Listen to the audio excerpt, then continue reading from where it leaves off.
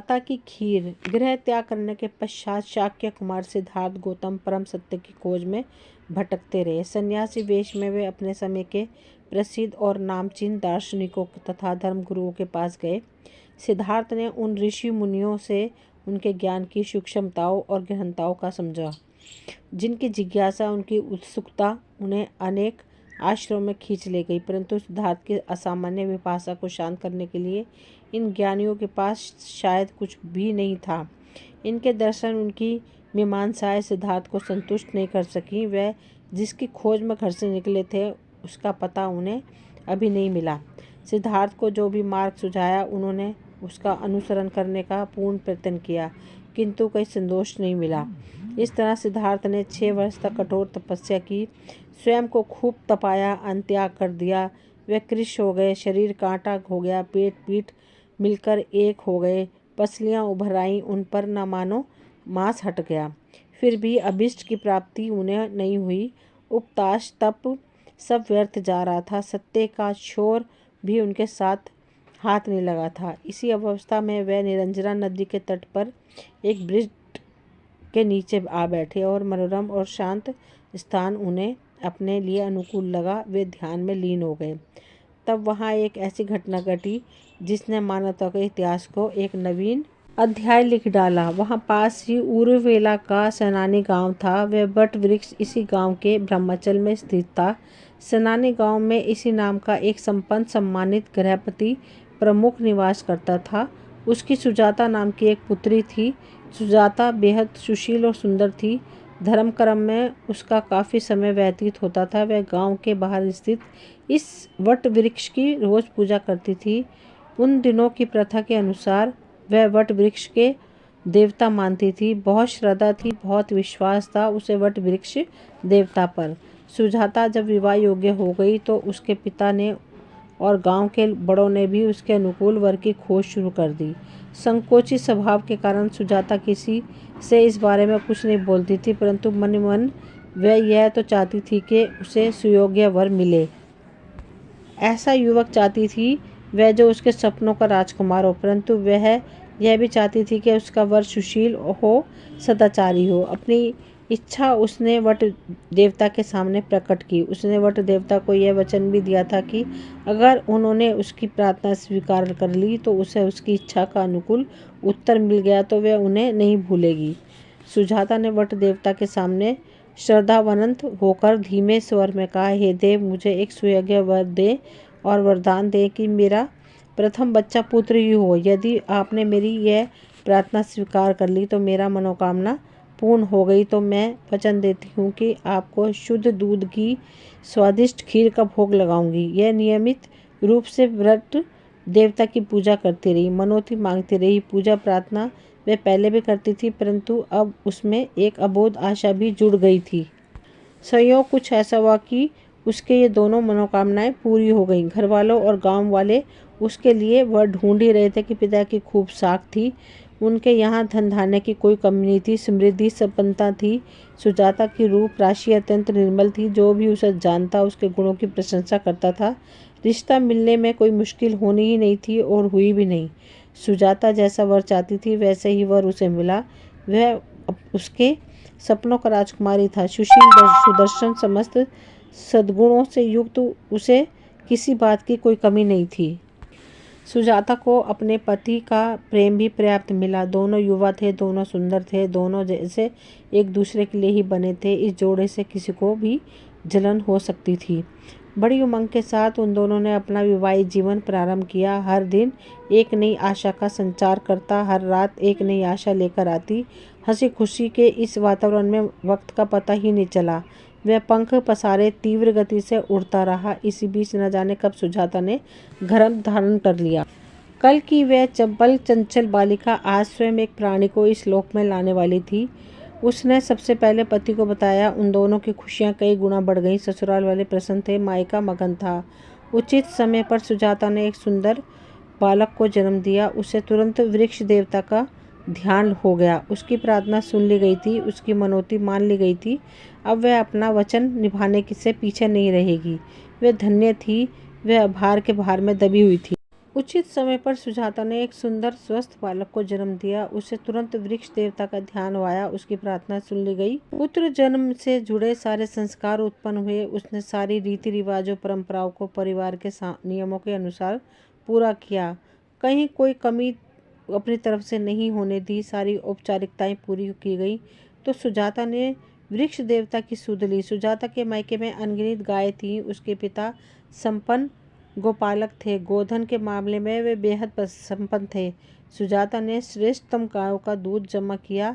इस शुद्धतम दूध को भी और भी गाढ़ा करने के लिए उसने उसे खूब पकाया। इस गाढ़े दूध में सुजाता ने सर्वोत्तम गुण वाले चावल, अन्य मेवा सामग्री डाली, उसमें मिठास मिलाई, उसमें उसकी आस्था की, उसकी आगाध श्रद्धा की मिठास भी घुली। सुजाता बहुत चाव से, अत्यंत धैर्य के साथ खीर बनाने में लग गई।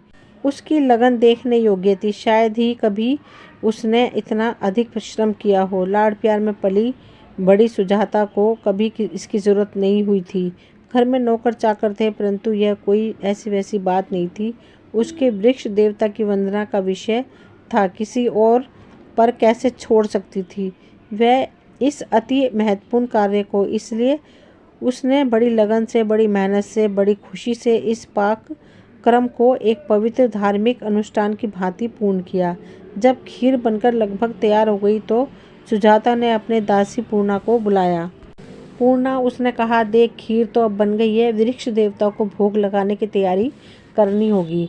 जैसा आप कहें, पूर्णा ने कहा। तू ऐसा कर, शीघ्र जाकर वृक्ष देवता का आसन साफ करा। जी मालकिन, कहकर पूर्णा जाने को हुई तो सुजाता ने उसे टोका और देखा, नई झाड़ू लेकर जाना और हाँ, हाथ में कलश ले जाना मत भूलना। आसन बुहारने के पश्चात वहाँ जल छिड़क देना, धूल बैठ जाएगी, स्थान भी शीतल हो जाएगा। पूर्णा ने जाते जाते रुककर अपनी मालकिन के हर आदेश का ध्यान से सुना। फिर वह सारी व्यवस्था करके वहाँ से चली गई।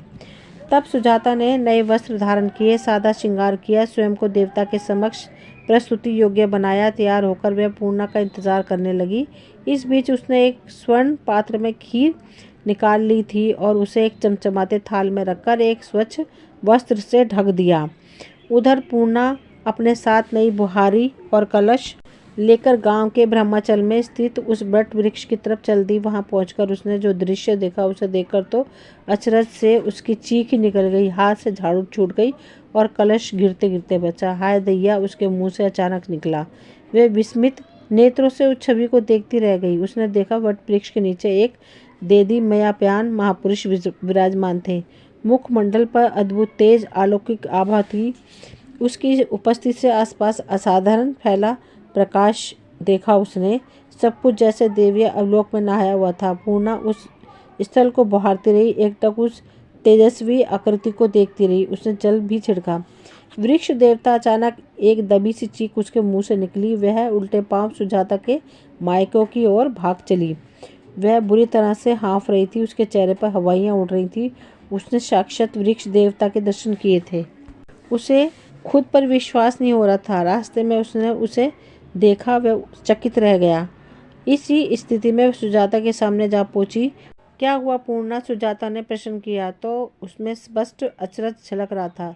स्वामिन, वह वहाँ वट देवता, उसके मुख से शब्द नहीं निकल रहे थे। वट देवता? क्या वट देवता? सुजाता की समझ में कुछ नहीं आया।